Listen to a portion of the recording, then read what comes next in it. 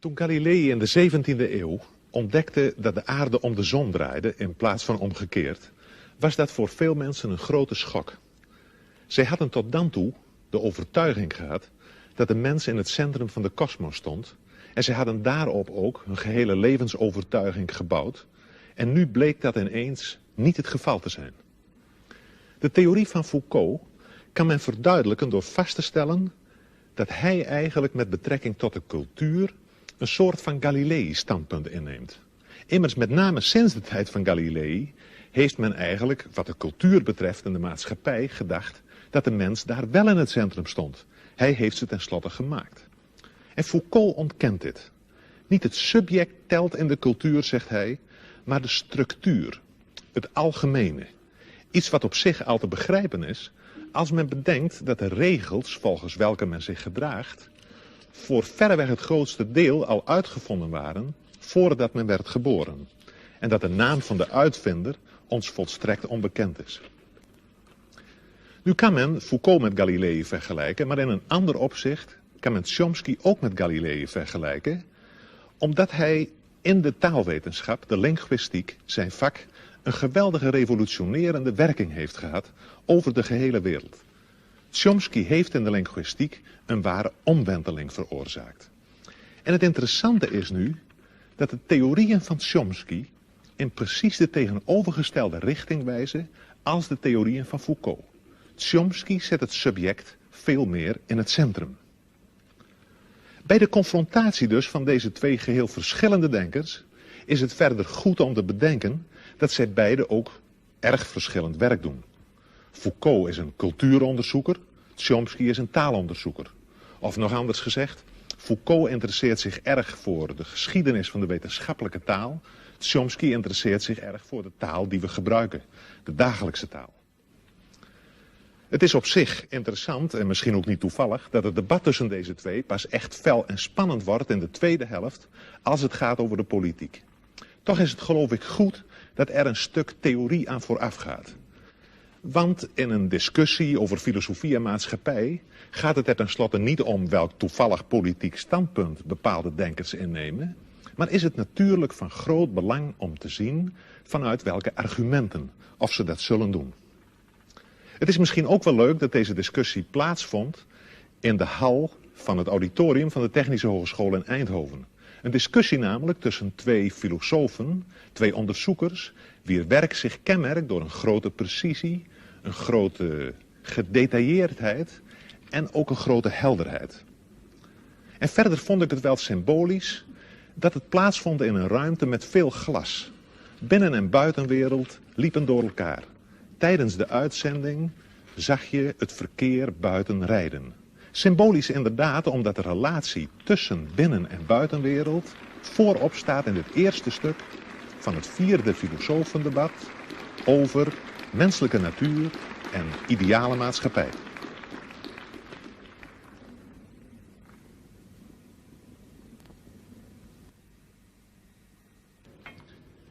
Ladies and gentlemen, welcome at the 4th debate of the International Philosophers Project.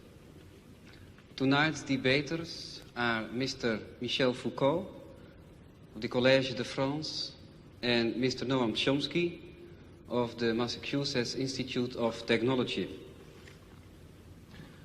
Both philosophers have points in common and points of difference.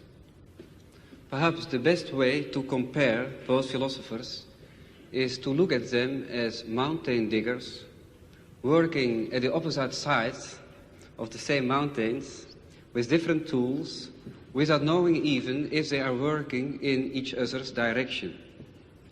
All learning concerning man, ranging from history to linguistics and psychology, are faced with the question whether in the last instance we are the product of all kinds of external factors, or if in spite of our differences we have something we could call a common human nature by which we can call each other human beings. So my first question is to Mr. Chomsky, because you, Mr. Chomsky, employ often the concept of human nature, and even in this connection you are using terms like innate ideas and innate structures. Which arguments can you derive from linguistics in order to give such a central position to this notion of human nature? Well, let me begin in a slightly technical way.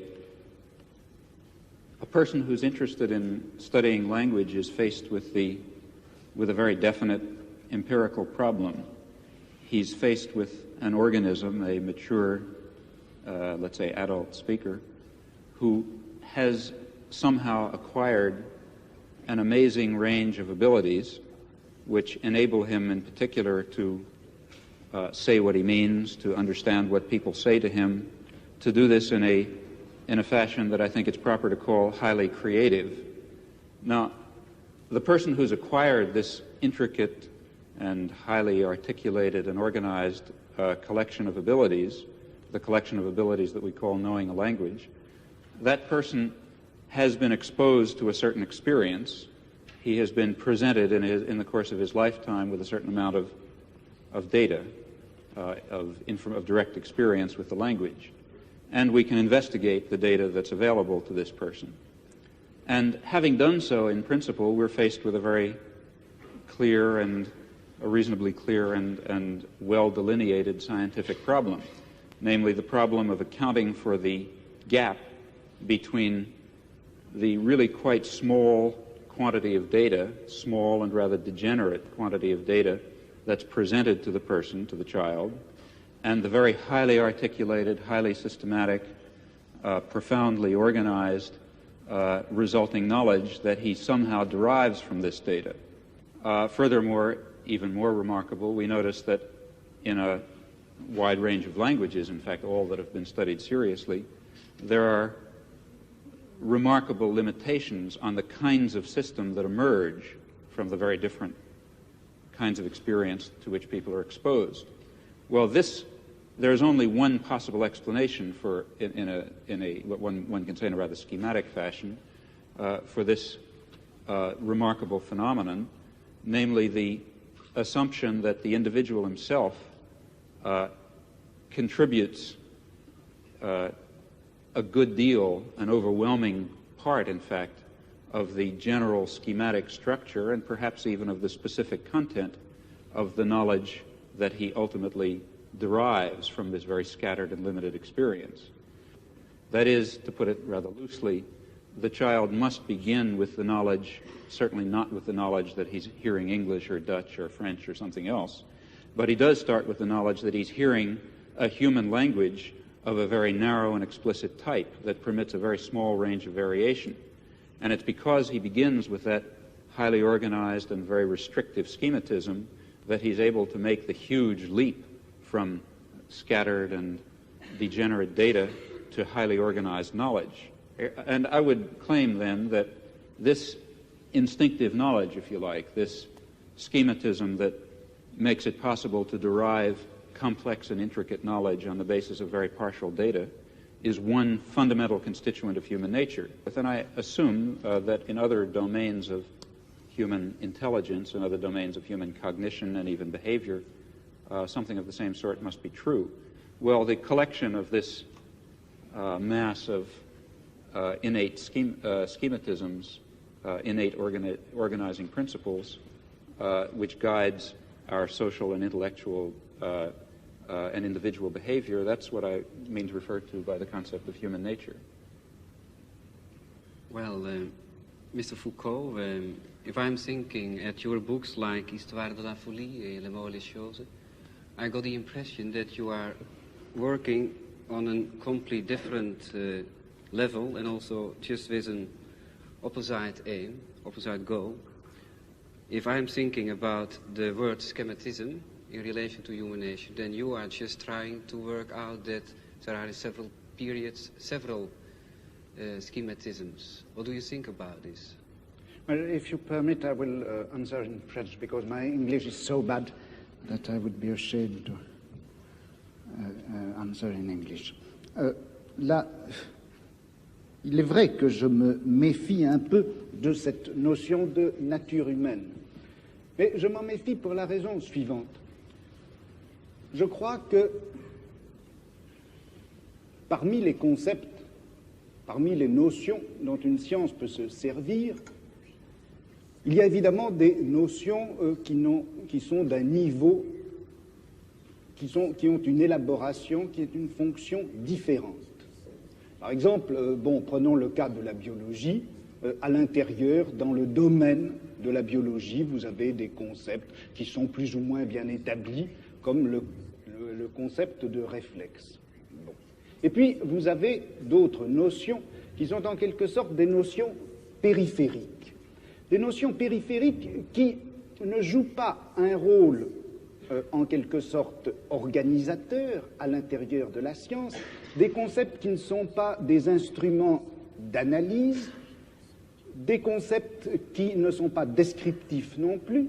Ce sont des notions en quelque sorte qui servent simplement à indiquer des problèmes ou encore qui servent à indiquer des domaines d'objets à étudier.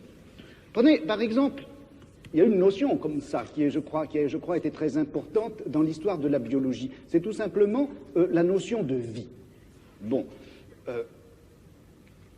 Au XVIIe ou au XVIIIe siècle, les gens qui étudiaient la nature ne se servaient pas du concept de vie. Ils classaient les êtres naturels, qu'ils soient vivants ou non vivants, dans une espèce de grand tableau ou de grande hiérarchie. La vie était une notion dont ils ne se servaient pas et dont ils n'avaient pas besoin. Et puis, à la fin du XVIIIe siècle, un certain nombre de problèmes se sont posés, comme par exemple les problèmes de l'organisation intérieure de ces êtres dont on avait fait la classification. Ou bien encore, avec les progrès du microscope, le microscope d'Amici, on a vu apparaître tout un tas de phénomènes qui n'avaient pas été jusque-là encore perçus et dont les mécanismes, dont le fonctionnement n'était pas encore clair. Les progrès de la chimie ont fait également apparaître les problèmes concernant les rapports entre les réactions chimiques et les processus physiologiques de l'organisme. Et voilà que tout un domaine d'objets est apparu, domaine d'objets absolument nouveau pour le biologiste, et c'est cela qui a été appelé la vie.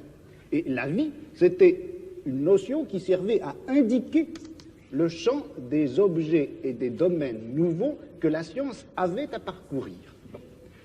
Et je dirais, comme ça, en historien des sciences, si vous voulez, que la notion de vie a été un indicateur épistémologique, un index des problèmes à parcourir, et je me demande si on ne pourrait pas dire la même chose de la nature humaine.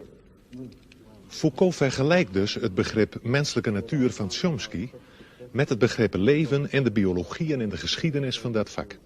En hij doet dat omdat hij dat begrip menselijke natuur eerder ziet als een aanwijzing voor een onderzoeksprogramma dan als een aanwijzing voor het feit dat de mens uit zichzelf zo verschrikkelijk veel klaar zou kunnen spelen. Voor hem is dat begrip menselijke natuur eigenlijk een soort van wetenschappelijk boodschappenlijstje en niet meer dan dat.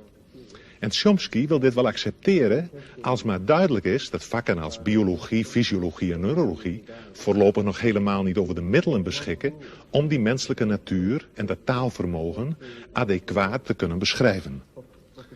Vrij vroeg is het debat zo aangeland op een punt waar het gespreksleider elders de grootste moeite zal kosten om de partners met elkaar in contact te houden. Voor een deel ligt het natuurlijk aan de taal die ze spreken, maar voor een veel groter deel ligt dat aan het feit dat Chomsky en Foucault ieder in een verschillende denkwereld zitten, zodat hun begrippen heel gemakkelijk langs elkaar heen glijden. We krijgen eigenlijk het merkwaardige schouwspel te zien van twee breinen die gelijktijdig aan het denken zijn en om de beurt een begrip oppikken uit het betoog van de ander, om dit begrip dan vervolgens te belichten vanuit hun eigen denksysteem. Daarbij speelt dus voor Chomsky een grote rol dat begrip creativiteit, waarover nu een heel groot stuk van het debat zal gaan. Voor Chomsky is creativiteit eigenlijk een kenmerk van alle mensen. Iedereen werkt ermee. De verkeersdeelnemer, die ter plaatse in een onverwachte situatie moet gaan bedenken wat hij zal doen. De opvoeder, die niet terug wil vallen op autoritaire gedragspatronen en tegenover een lastige pupil zelf nieuw gedrag moet uitvinden. Maar vooral geldt deze creativiteit voor het kind dat een taal leert en dat daarbij merkwaardigerwijze leert om zelf nieuwe taal te produceren, te maken. Foucault staat daar tegenover. Hij vraagt voortdurend de aandacht voor het zogenoemde epistemologische veld waarbinnen de menselijke activiteit plaatsvindt. Dit epistemologische veld, oftewel episteme, wordt in het profiel omschreven als het geheel van niet bewuste regels die de algehele organisatie van onderling gescheiden velden van kennis beheersen. Foucault spreekt ook over tableau, hij noemt het ook systeem van elementen en in het debat valt ook het woord grille, tralie of rooster. We kunnen misschien het best spreken van een netwerk waarbinnen iedereen in een bepaalde cultuur denkt of hij wil of niet. Het zijn eigenlijk regels waaraan het denken van iedereen gehoorzaamt en met behulp waarvan iedereen zoekt naar bepaalde identiteiten, samenhangen enzovoort. En dit netwerk nu is niet de uitvinding van bepaalde individuen. Het bepaalt veel eer de regels van de denken- en doegewoonten, van het denken- en doespel dat we cultuur noemen en waaraan ieder individu eigenlijk onderhorig is. Een dergelijk netwerk is ook geen ding of idee, maar het ligt precies tussen ding en idee in. En de geschiedenis van het denken is dan voor Foucault ook niet de geschiedenis van ideeën, of zelfs zoiets als de ontwikkeling van de geest of iets dergelijks, maar veel eer de afwisseling van discontinue transformaties, van discontinue overgangen van het ene netwerk naar het andere. Dat is dus een heel andere aanzet dan die van Chomsky, bij wie die creativiteit in het centrum staat. En het is duidelijk dat we op dit punt bij Foucault weer diezelfde onttroning van het subject tegenkomen, waarover we in verband met Galilei in het begin reeds gesproken hebben. De filosofie van Foucault is een filosofie waarbij de filosoof zelf eigenlijk voortdurend uit het beeld verdwijnt.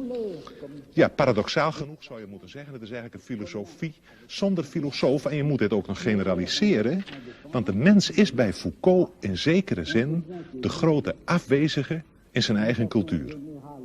En het is in dit verband dan ook heel begrijpelijk dat Foucault nogal fel en afwijzend reageert wanneer de gespreksleider belangstelling begint te vertonen voor privéaspecten van zijn bestaan. Wanneer Foucault debatteert, dan gaat het over alles, behalve over Foucault zelf. Dit dus ter introductie op dit volgende, vrij uitvoerige theoretische stuk van het debat, dat eigenlijk maar voortdurend allerlei aspecten van één hoofdvraag behandelt, en wel de vraag: in hoeverre is de mens in staat iets nieuws te ontdekken, en als dat zo is, hoe moeten we het dan begrijpen? Het lijkt mij een erg relevante vraag, zeker als we bedenken dat we nogal wat nieuwe vormen van gedrag, kennis en wetenschap nodig zullen hebben, willen we het er in onze wereld met elkaar levend afbrengen. We nemen nu de draad weer op waar Foucault toelicht waarom hij aan de creativiteit van het individu in de geschiedenis niet zoveel aandacht besteedt. Dans l'histoire traditionnelle des sciences, on accorde en effet le maximum, enfin la tradition veut qu'on accorde le maximum à la créativité des individus. L'histoire des sciences, jusqu'à ces dernières années, consistait essentiellement à montrer en quoi un individu, que ce soit Newton ou que ce soit Mendel, peu importe, avait été effectivement le créateur ou le découvreur plutôt d'une vérité qui était là, inscrite dans les choses et dans le monde, et que personne avant eux n'aurait vu. Le postulat qu'il y a, je crois, qui dort en quelque sorte sous l'histoire des sciences traditionnelles, c'est ceci. C'est que la vérité est là pour être connue et que pourtant l'esprit de l'homme, par la suite, par l'effet d'un certain nombre d'inhibitions ou d'obstacles, n'est pas parvenu à voir cette vérité. L'esprit de l'homme est fait pour voir la vérité et un obstacle contingent l'en empêche. Cet obstacle, ça peut être, eh bien, selon les historiens, les conditions économiques et sociales, ou ça peut être la forme des mentalités, ou ça peut être la crédulité les vieux thèmes et mythes religieux, par exemple, ou moraux, enfin tout ceci qui constitue comme les obstacles, les écailles sur les yeux de celui qui voudrait voir. Mais en droit, l'esprit est fait pour voir, en droit, l'esprit est fait pour avoir accès à la vérité. Dans cette conception traditionnelle de l'histoire des sciences, d'une part, si vous voulez, on donne toute la créativité à l'individu, qui est en droit possesseur de la vérité, et puis on la lui retire par le système des obstacles qui viennent d'une façon tout à fait contingente l'empêcher de saisir, de formuler, de construire cette vérité à laquelle il a droit en principe. Bon. Alors, moi, le problème qui s'est posé à moi, c'était précisément un peu l'inverse. Parce que qu'est-ce qui se passe quand on assiste à une grande transformation scientifique? Dans une transformation scientifique, comme par exemple la naissance de la biologie au milieu du XVIIe siècle, ou la naissance de la philologie à la fin du XVIIIe, au début du XIXe. C'est vrai qu'un certain nombre d'obstacles, un certain nombre de préjugés, un certain nombre d'idées toutes faites tombent et viennent à disparaître. Mais ce qui m'a frappé, c'est que une science, au moment où elle naît, non seulement se débarrasse d'un certain nombre d'obstacles et d'obscurités, mais en même temps, elle supprime un certain nombre de savoirs et de connaissances existantes qu'elle occulte, qu'elle cache, comme si elle appliquait une grille nouvelle qui, tout en permettant de faire apparaître des phénomènes jusque-là cachés, cache des connaissances déjà acquises. Donc, une science, le progrès d'une science, l'acquisition d'une science, c'est pas simplement l'oubli des vieux préjugés, ce sont pas simplement les obstacles qui tombent, c'est une véritable nouvelle grille qui cache un certain nombre de choses et du coup fait apparaître.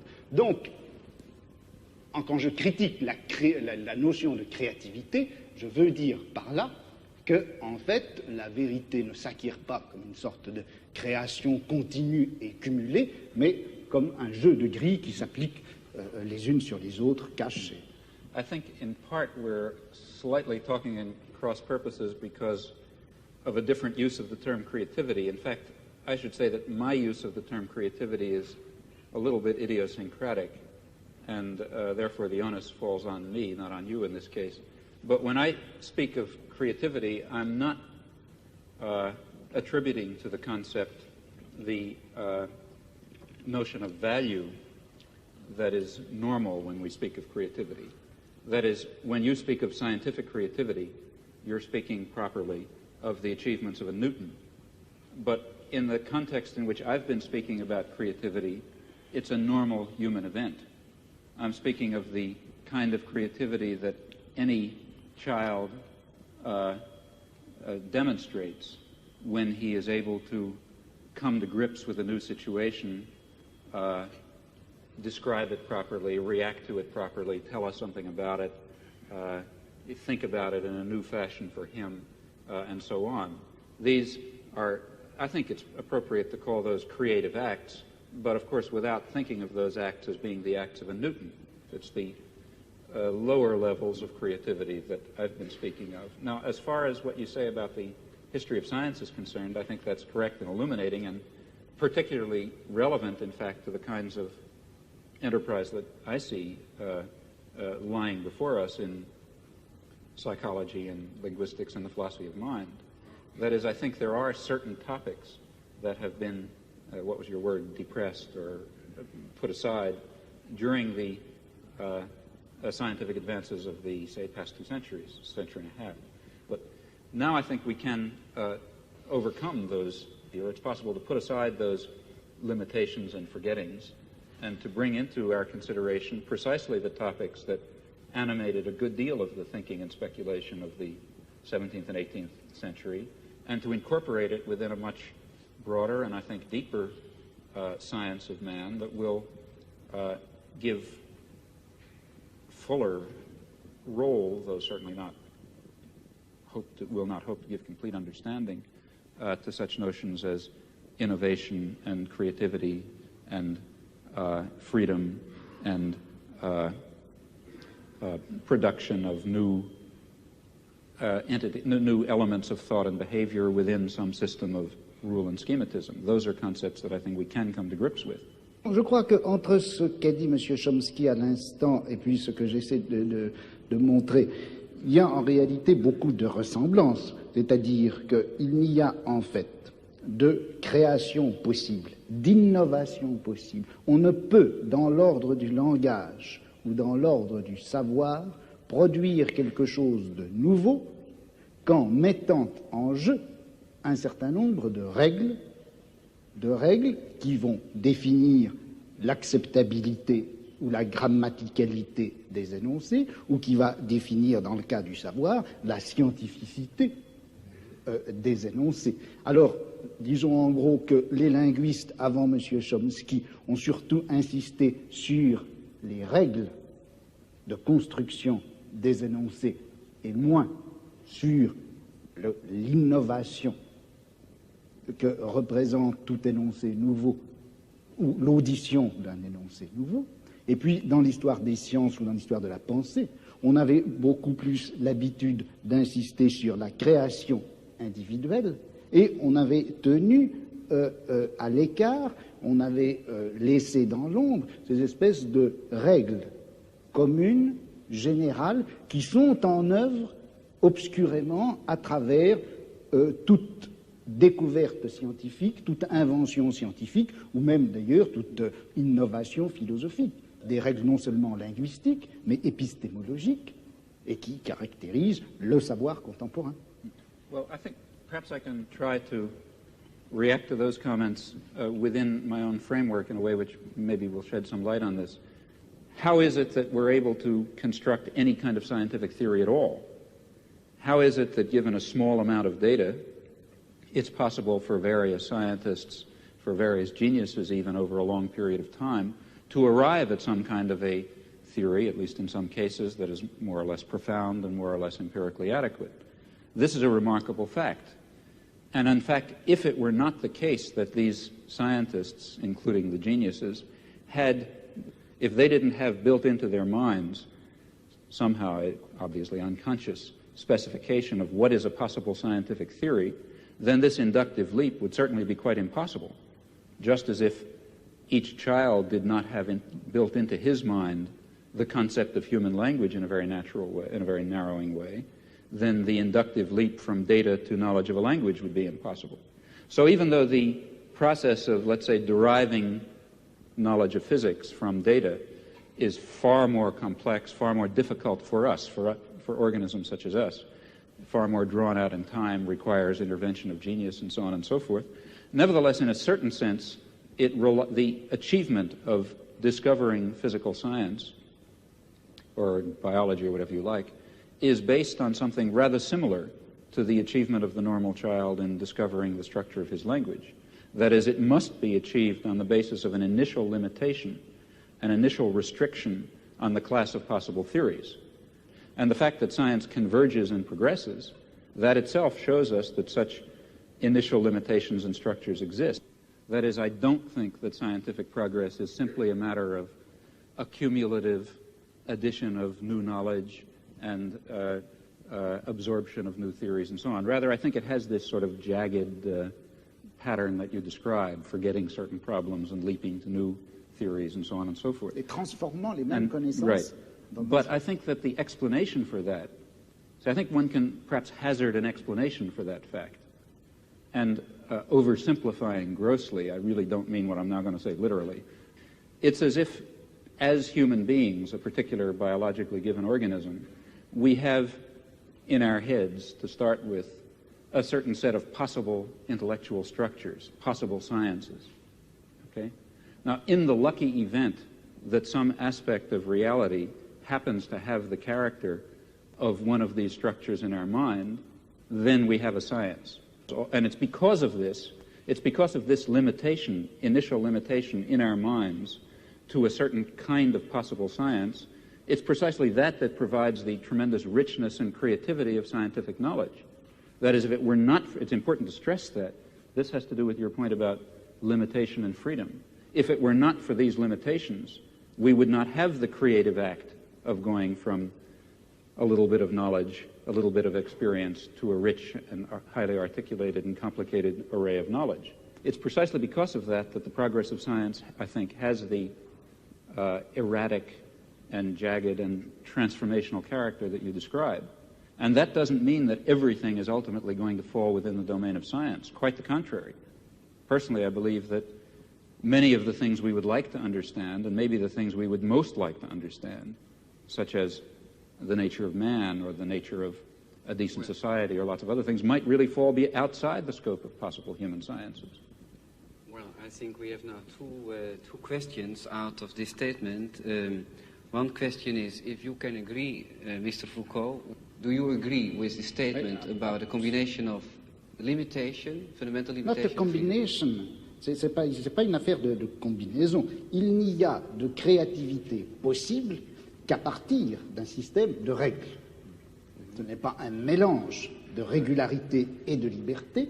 Une liberté ne s'exerce réellement que sur fond et à partir d'un réseau de régularité. Le problème, alors, là, que je me pose, et où je ne suis pas peut-être tout à fait d'accord avec M. Chomsky, c'est lorsqu'il place ces régularités à l'intérieur, en quelque sorte, de l'esprit ou de la nature humaine. Je me demande si le système de régularité, de contraintes qui rendent possible une science, on ne peut pas les trouver ailleurs, en dehors même de l'esprit humain, dans des formes sociales, dans des rapports de production, dans les luttes de classe, etc. Mais quand même, qu'est-ce que la raison pour vous de parler de temps en temps de la mort de l'homme ou du fin de la période 19e, 20e siècle, n'est-ce pas? Mais ça n'a pas de rapport avec ce que nous disons, là. Ah, je ne sais pas, parce que je pense à... quand je traite d'appliquer, qu'est-ce que vous avez dit, à votre notion anthropologique. Vous avez refusé déjà de parler sur votre propre créativité et liberté, n'est-ce pas? Alors, qu'est-ce qu'elle a raison? Quelles sont les raisons psychologiques, je me demande? Mais quelles sont peut-être... ça, vous le demandez, mais moi, mais quelles sont les raisons, laissons-nous dire, plus objectives peut-être pour vous, votre conception de savoir, de la connaissance, de la science, pour refuser de répondre à des questions personnelles, n'est-ce pas? Ça a à faire quelque chose avec votre conception de la société. Alors, quand il y a un problème ici pour vous, qu'est-ce que sont les raisons de faire un problème d'une question personnelle? Non, je ne fais pas du tout un problème d'une question personnelle, je fais d'une question personnelle une absence de problème. C'est-à-dire que dans toute l'histoire traditionnelle de la pensée, des idées et des sciences, on s'est toujours posé le problème de savoir à quel âge Newton avait dû être sevré pour concevoir la gravitation universelle. À quelle époque est-ce que Cuvier avait rencontré sa première maîtresse pour pouvoir finalement découvrir les fossiles, l'anatomie comparée, etc. Ce genre d'analyse, enfin que je caricature, ce genre d'analyse est, je crois, sans intérêt. Il est beaucoup plus intéressant de saisir les transformations d'un savoir en général à l'intérieur à la fois du domaine général des sciences et également de ce domaine en quelque sorte vertical que constitue une société, une culture, une civilisation à un moment donné. Et quand on saisit l'ensemble de la transformation, à ce moment-là, eh bien, on s'aperçoit que les petits événements individuels de la vie du savant n'est pas important. Opnieuw verdwijnt in deze laatste opmerking van Foucault het individuele leven van de geleerde onderzoeker uit het beeld. Maar hoe zit het dan met de verhouding van de mens tot zijn cultuur als het gaat over de politiek en misschien zelfs over de vraag hoe je die cultuur en die maatschappij kunt veranderen? Immers, men kan wel laten zien dat in de geschiedenis van de wetenschap en in de geschiedenis van de cultuur de inbreng van het individu een vrijwel te verwaarlozen rol speelt. De vraag, hoe moet ik handelen, de politieke vraag, blijft desalniettemin recht overeind staan. En het zal na het voorgaande misschien al duidelijk zijn dat die politieke vraag in het perspectief van Foucault heel sterk wordt tot de vraag: in hoeverre kan de mens ontsnappen aan zijn eigen cultuur? Daarbij is het wel van belang om op te merken dat Foucault zich helemaal niet wil distancieren van de politiek. Integendeel, hij zegt ergens, wat zou ik ideologisch verblind moeten zijn om me niet te interesseren voor datgene wat het meest wezenlijke is in het menselijk bestaan. Economische verhoudingen, machtsverhoudingen en noem maar op. Chomsky en Foucault zijn het dus wel eens over het belang van de politieke vraagstelling. Het is misschien ook wel informatief om nog eventjes uitdrukkelijk te zeggen dat Chomsky zijn politieke standpunt betitelt als anarcho-syndicalisme. Hij is van mening dat het noodzakelijk is de verschillende vormen van kapitalisme op te heffen en te doorbreken ten bate van de directe participatie van de arbeider in arbeidersraden enzovoort. Decentralisatie, socialisatie en participatie, het zijn sleutelwoorden in het politiek programma van Chomsky. Chomsky zegt weliswaar dat hij geen noodzakelijk verband ziet tussen zijn wetenschappelijke inzichten en zijn politieke, maar uit de nu volgende openingsset blijkt dat hij regelrecht vanuit zijn wetenschappelijke opvattingen afstevend op de politiek. Zijn politieke en wetenschappelijke inzichten mogen niet logisch uit elkaar voortvloeien, ze lopen wel degelijk parallel.